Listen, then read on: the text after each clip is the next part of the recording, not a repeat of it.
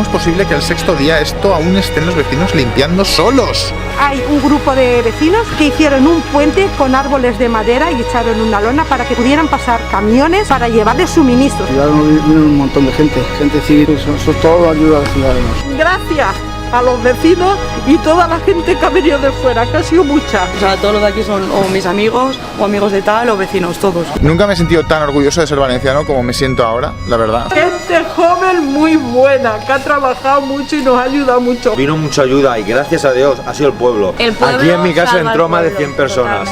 Y yo solo le podía dar las gracias llorando. ¿Qué vamos a hacer, chicos? Dadas las circunstancias. Va a tocar tomar cartas aquí en el asunto ya, seriamente, porque esto no puede ser. Han venido ofreciendo ayuda. Y lo más importante, comida. nadie te pregunta ni de qué partido eres ni a quién votas. Es muy importante que entendáis la magnitud de la tragedia de esto que ha pasado aquí. Aquí hay mucha responsabilidad de mucha gente muy poderosa que van a intentar escurrir el bulto lo antes posible.